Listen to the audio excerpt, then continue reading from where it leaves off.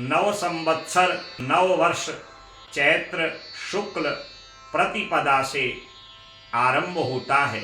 नव संवत्सर काल युक्त का फल एवं मेष आदि 12 राशियों का राशिफल। श्री गणेशाय नमः।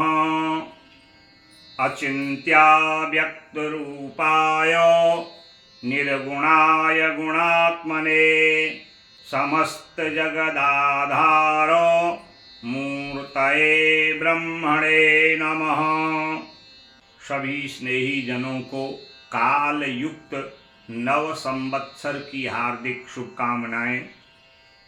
वर्ष भर की घटनाओं को जानने के लिए नए संवत्सर के दिन पंचांग को श्रवण करना चाहिए।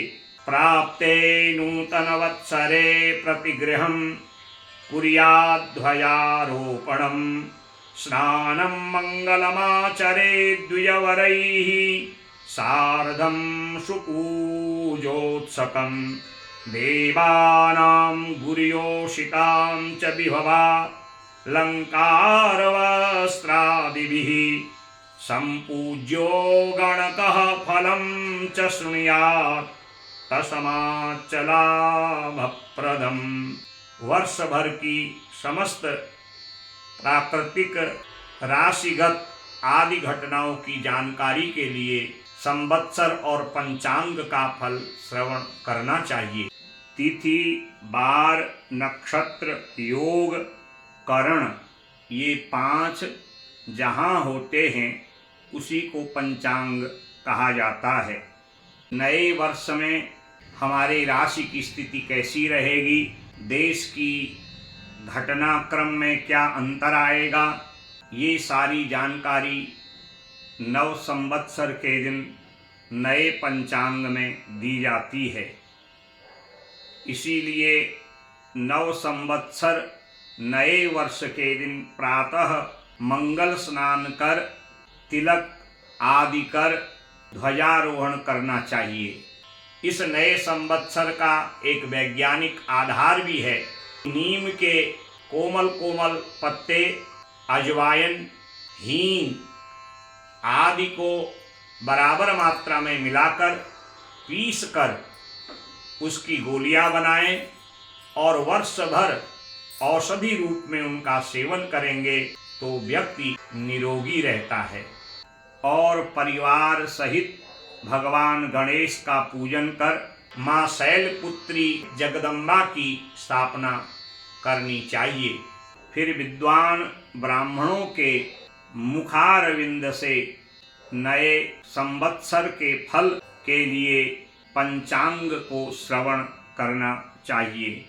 वैदिक सनातनी हिंदू धर्म का नव संवत्सर नव वर्ष चैत्र शुक्ल प्रतिपदा से आरंभ होता है।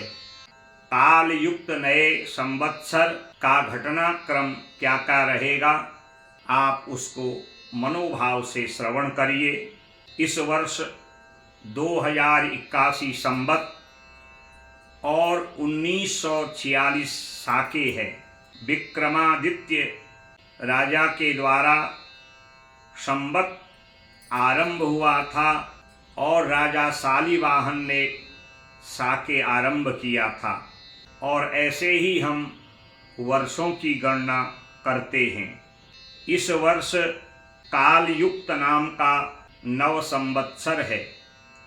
60 संवत्सरों में 20 संवत्सर ब्रह्मा के नाम से, 20 संवत्सर विष्णु भगवान के नाम से और 20 संवत्सर शिव भगवान के नाम से जाने जाते हैं।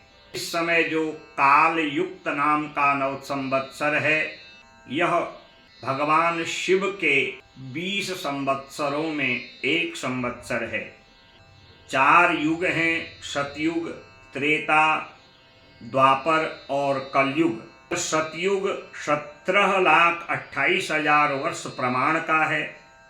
त्रेता युग का प्रमाण 12,96,000 वर्ष है। द्वापर युग का प्रमाण 8,64,000 वर्ष का है और कलयुग का प्रमाण 4,32,000 वर्ष है। इस समय कलयुग को व्यतीत हुए 5,125 वर्ष हो चुके हैं। 4,26,875 वर्ष और कलयुग के शेष हैं। ब्रह्मा जी ने इस सृष्टि को जब से बनाया है तब से अब तक 1,97,29,49,100 वर्ष बीत चुके हैं और सृष्टि 1,98,95,85,125 वर्षों से प्रारंभ हुई है। 4 युग हैं, वो जब 71 बार बीतते हैं तब एक मनवंतर आता है और 14 मनवंतरों के पश्चात महाप्रलय होता है और सतयुग, त्रेता, द्वापर, कलयुग क्रमशः चक्रवत परिवर्तित होते रहते हैं।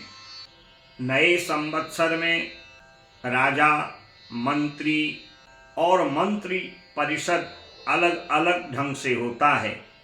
इस वर्ष काल युक्त नव संवत्सर में मंगल राजा हैं, शनि मंत्री हैं, शस्येश मंगल हैं, धान्येश सूर्य हैं, मेघेश शुक्र हैं, रसेश बृहस्पति हैं, नीरसेश मंगल हैं, फलेश शुक्र हैं, धनेश चंद्रमा और दुर्गेश शुक्र हैं।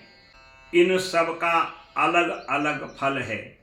जिस वर्ष कालयुक्त नाम का संवत्सर होता है उसका फल लिखा हुआ है, रोग वृद्धि प्रजायेत कालयुक्ते विशेषतः राजयुद्ध भवेत् घोरम वृष्टिर्घोरावरानने।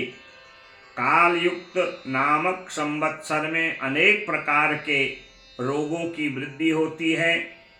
विभिन्न देशों में युद्ध की स्थिति बनी रहती है और कहीं कहीं भीषण युद्ध का प्रभाव रहता है और वर्ष में वर्षा अधिक होती है। और जब राजा मंगल होते हैं, अग्नि तस्कर रोगायो नृपतिग्रहदायकः गतसस्यो बहुव्यालो भीमाब्दो बालः भृशम।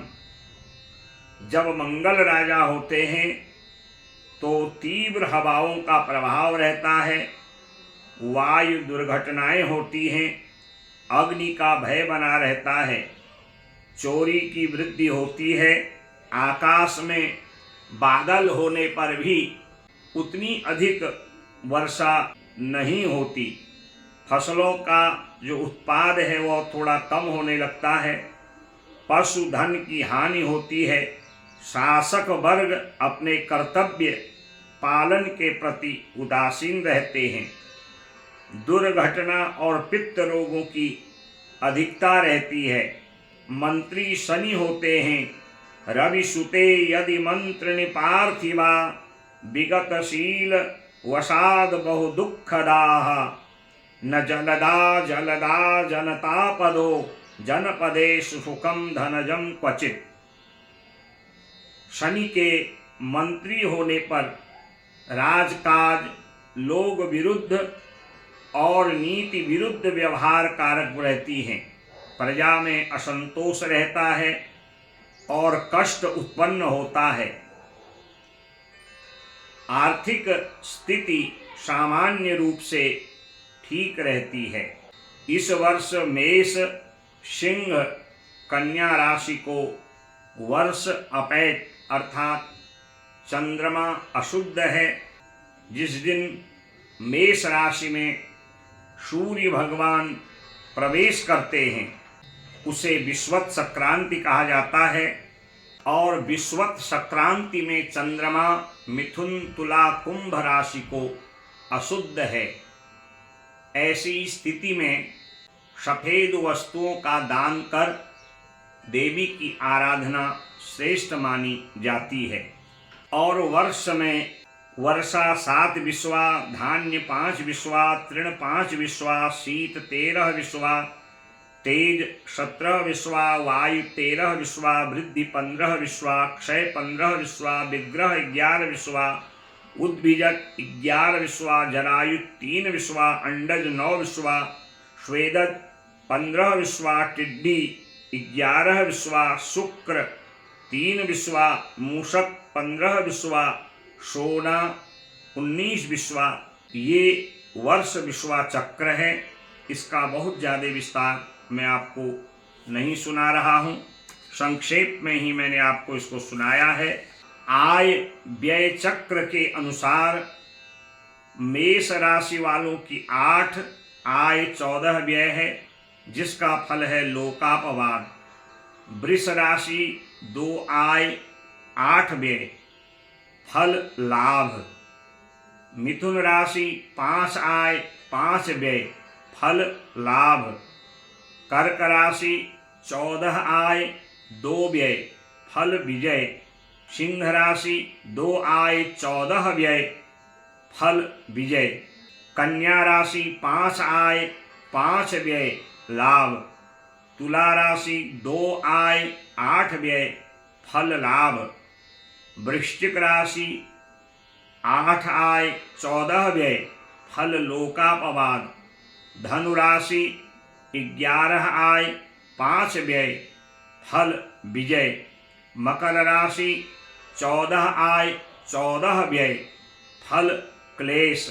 कुंभ राशि 14 आय 14 व्यय, फल क्लेश।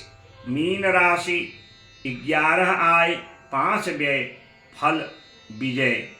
और विषुवत संक्रांति के अनुसार नक्षत्र शरीर के अलग अलग अंगों में प्रभाव डालते हैं। जैसा कि लिखा है, कपाले भूपालस्तदनु वदने पंडितवरो, धनाध्यक्षो वक्षे अनुपम वधू दक्षिण करे, करे वामे भैक्ष्यम भ्रमणमथवा दक्षिण पदे, पदे वामे मृत्युर्भवति निज नक्षत्र गणना। उत्तरा भाद्रपदा, रेवती, अश्विनी, भरणी, कृत्तिका, रोहिणी, मृगशिरा जिनके नक्षत्र हैं, उनके सिर में विषुवत संक्रांति है, जिसका फल राज्य लाभ, भूमि लाभ आदि है। धनिष्ठा, शतभिषा, पूर्वा भाद्रपदा जिनके नक्षत्र हैं, उनके मुख में संक्रांति है। स्वादिष्ट भोजन की प्राप्ति और ज्ञानार्जन होता है। ज्येष्ठा, मूल, पूर्वाषाढ़ा, उत्तराषाढ़ा, श्रवण जिनके नक्षत्र हैं, उनके हृदय में संक्रांति है, जिनका फल है धन लाभ। स्वाति, विशाखा, अनुराधा जिनके नक्षत्र हैं, उनके दाएं हाथ में संक्रांति है, जिसका फल है घर में मंगल कार्य, गृहस्थ सुख आदि। उत्तरा, फाल्गुनी, हस्त, चित्रा जिनके नक्षत्र हैं, उनके बाएं हाथ में संक्रांति है। अपव्यय, धन खर्च आदि होता है।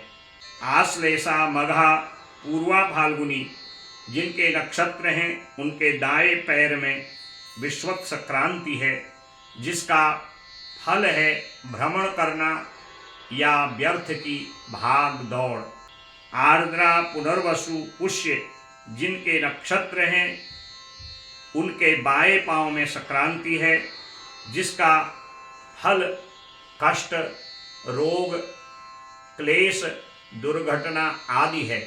ऐसे लोगों को विषुवत संक्रांति अर्थात बैसाखी के दिन चांदी का बायां पांव, चावल, दही, दक्षिणा संकल्प कर ब्राह्मणों को प्रदान करना चाहिए।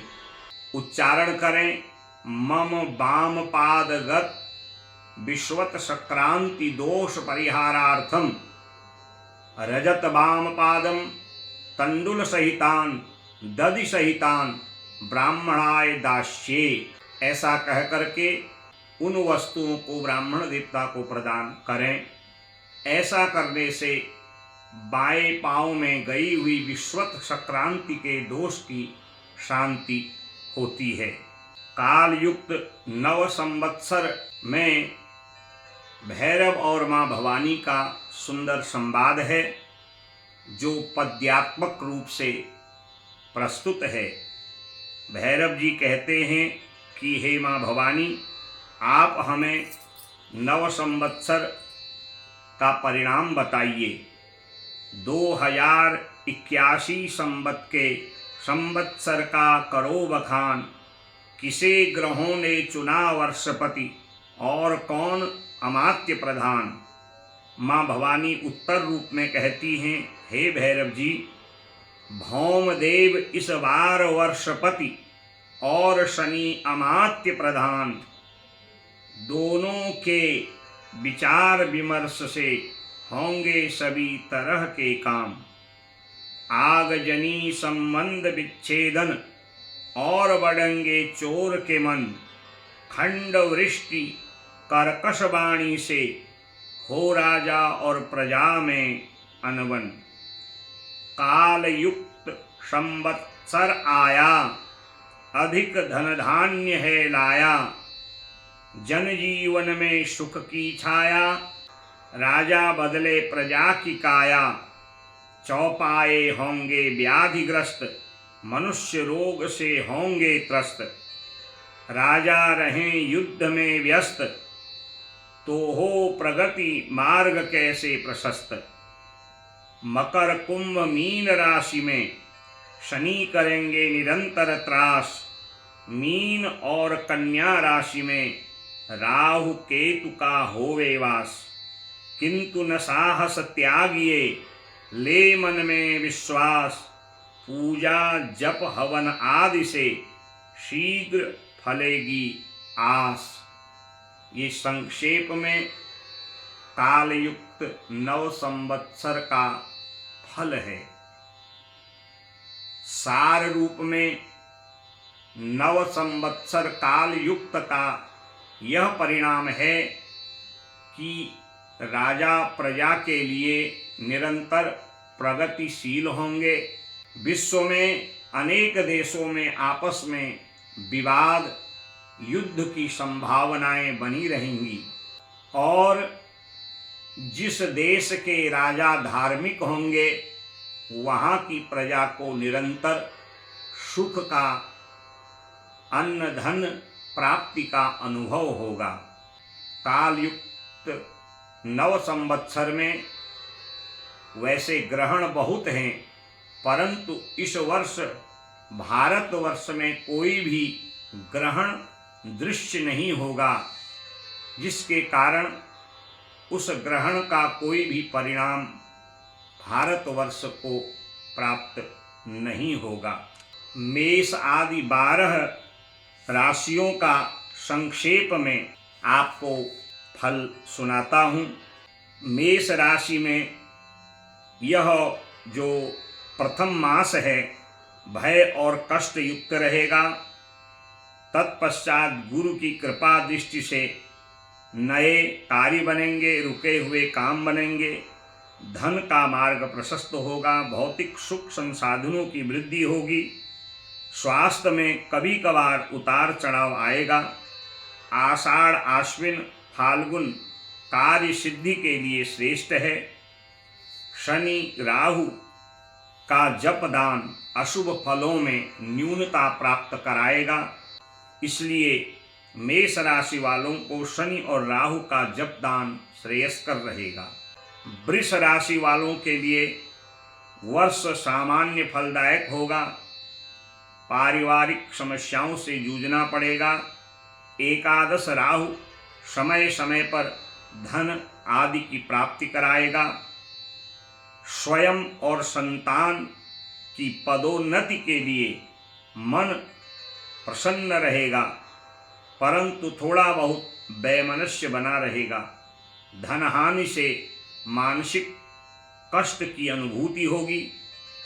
चैत्र श्रावण और कार्तिक मास शुभ फलदायक हैं। गुरु शनि केतु का जप दान अशुभ प्रभाव को कम करेगा। मिथुन राशि वालों के लिए यह वर्ष मिला जुला है। अधिक परिश्रम करने के पश्चात अच्छा परिणाम प्राप्त होगा। वाणी में संयम रखने से अच्छे फल की प्राप्ति होगी। कृषि कार्य करने वाले लोगों के लिए लाभ होगा। वैशाख भाद्रपद मार्गशीर्ष मास महत्वपूर्ण हैं और शुभदायक हैं। बृहस्पति शनि राहु केतु का जपदान अशुभ फलों का परिहार करेगा। कर्क राशि वालों के लिए शनि की ढैया का प्रभाव रहेगा। परिश्रम के अनुरूप फल कम प्राप्त होगा। प्रायः ऐसा भाव वर्ष भर बना रहेगा। दुर्घटनाओं और शत्रु से बचना है। भवन और भूमि के कार्यों में निवेश करने से धन की प्राप्ति होगी। विद्यार्थियों के लिए वर्ष में अच्छा परिणाम देने वाला वर्ष है। ज्येष्ठ आश्विन पौष मास महत्वपूर्ण है और कार्य सिद्धि के लिए बहुत ही श्रेष्ठ है। शनि राहु का जप दान श्रेयस्कर रहेगा। सिंह राशि वालों के लिए वर्ष सामान्य फलदायक है। वर्ष के पहले माह में सम्मान धन की वृद्धि का प्रबल योग है। गुरु के राशि परिवर्तन के पश्चात धनागम के स्रोतों में बाधाएं आएंगी। विद्यार्थियों को प्रतियोगिता क्षेत्र में आंशिक सफलता मिलेगी। राजद्वार से परेशानियों का सामना करना पड़ेगा। आषाढ़ कार्तिक तथा माघ का जो माह है वह अत्यंत शुभदायक है। शिव की आराधना गुरु शनि राहु केतु का जपदान श्रेयस्कर रहेगा। कन्या राशि वालों के लिए वर्ष यश और सम्मान के लिए वृद्धि कारक है। धन के नए नए स्रोत उत्पन्न होंगे। रुके हुए कार्य सिद्ध होंगे। रुका हुआ धन उसकी प्राप्ति होगी। भौतिक सुख संसाधनों में वृद्धि होगी। पुलिस और सेना में कार्यरत व्यक्तियों के लिए पदोन्नति का अवसर है। श्रावण मार्गशीर्ष फाल्गुन मास शुभ फलदायक हैं। राहु केतु का जपदान और हनुमान जी की आराधना श्रेयस्कर रहेगी। तुला राशि वालों के लिए प्रथम मास सम्मान यश प्राप्ति का है। संतान के लिए कष्ट का वर्ष है। यद्यपि धनागम में नए स्रोत बनेंगे परंतु धन आगमन में रुकावटें भी आएंगी। वर्ष में प्रायः उतार चढ़ाव की स्थिति बनी रहेगी। भाद्र पौष और चैत्र मासों में महत्वपूर्ण कार्य सिद्ध होंगे। गुरु शनि केतु का जपदान करने से अशुभ फल नष्ट होकर शुभ फल की प्राप्ति होगी। वृश्चिक राशि वालों के लिए शनि की ढैया वाला वर्ष है और शनि प्रभावित करेगा। चल अचल संपत्ति में निवेश करना अच्छा रहेगा। यश एवं सम्मान की दृष्टि से वर्ष शुभ है। शत्रु प्रबल होंगे परंतु स्वयं परास्त हो जाएंगे। वैशाख आश्विन और माघ मास शुभ फल देने वाला है। शनि राहु का जपदान हनुमान जी की उपासना श्रेयस्कर रहेगी। धनु राशि वालों के लिए वर्ष का पहला माह सुख संसाधनों की वृद्धि वाला रहेगा। तत्पश्चात कष्ट क्लेश बना रहेगा। शत्रु बाधा अप्रिय घटनाएं प्रभावशाली रहेंगी। आर्थिक स्थिति अच्छी रहेगी। नए कार्य भले ही बाधा उत्पन्न करेंगे परंतु उनमें सफलता मिलेगी। नए कार्यों में बाधाएं उत्पन्न होंगी। ज्येष्ठ कार्तिक एवं फाल्गुन मास महत्वपूर्ण हैं। गुरु राहु केतु का जपदान भगवान शिव की आराधना अशुभ फलों का निराकरण करेगी। मकर राशि वालों के लिए वर्ष साढ़े साती का है। 29 मार्च 2025 तक शनि प्रभावित करेगा। धन की हानि, मानसिक तनाव की संभावना वर्ष भर बनी रहेगी। वर्ष के पहले मास के उपरांत सुख एवं लाभ का योग बनेगा। आषाढ़, मार्गशीर्ष, चैत्र मास शुभ परिणाम देने वाला है। शनि केतु का जो प्रभाव है वह वर्ष में बना रहेगा, इसलिए इनका जप दान और भगवान शंकर की आराधना लाभकारी रहेगी। कुंभ राशि वालों के लिए वर्ष सामान्य फलदायक है। प्रियजनों से दूरी बढ़ेगी। आर्थिक, मानसिक, शारीरिक कष्ट वर्ष भर बना रहेगा। अकारण भ्रमण, कार्यक्रम में बाधा, शत्रु बाधा मन को व्यथित करेगी। जमीन जायदाद एवं भवन में निवेश करना अच्छा रहेगा। वैशाख, श्रावण, पौष मास कार्य सिद्धि के लिए श्रेष्ठ हैं। बृहस्पति, शनि, राहु, केतु का जपदान एवं हनुमान जी की आराधना अशुभ फलों का निराकरण कर शुभ फल प्रदान करेंगे। मीन राशि वालों के लिए शनि प्रभावित करने वाला वर्ष है। शनि का प्रभाव वर्ष भर बना रहेगा। वर्ष के पहले मास में आर्थिक लाभ के अवसर प्राप्त होंगे। पारिवारिक कलह, रोग, शत्रु बाधा से मन व्यथित रहेगा। जीवन में संघर्ष बढ़ेगा। चल अचल संपत्ति में निवेश सुख फलदायक होगा। ज्येष्ठ, भाद्रपद और माघ मास शुभ हैं। बृहस्पति, शनि, राहु, केतु का जपदान एवं भगवान शिव शंकर की आराधना से अशुभ फलों का निराकरण हो, शुभ फलों की प्राप्ति होगी।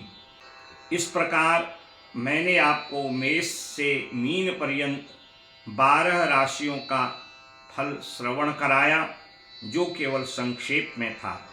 यह जो काल युक्त नाम का नव संवत्सर है, आप सभी लोगों के लिए मंगलदायक, कल्याणकारी हो। भगवान नारायण आपकी रक्षा करें। माँ जगदम्बा की आराधना से आपके सभी संकल्प पूर्ण हों। जैसा कि पंचांग में लिखा है, तिथि बारम च नक्षत्रम योगम करणमेव च पंचांगम शृणुया नित्यम गंगा स्नानम फलम लभे। जो नव संवत्सर के दिन संवत्सर के फल और पंचांग के फल को श्रवण करते हैं, उनको गंगा स्नान का फल प्राप्त होता है। इसमें किसी प्रकार का कोई संशय नहीं है। पूर्णमदः पूर्णमिदं पूर्णात् पूर्णमुदच्यते पूर्णस्य पूर्णमादाय पूर्णमेवावशिष्यते। काले वर्षतु पर्जन्यः पृथ्वी सस्यशालिनी देशोऽयं क्षोभरहितः साधवः सन्तु निर्भयाः। हरि ओम तत्सत्। हरि ओम तत्सत्। हरि ओम तत्सत्।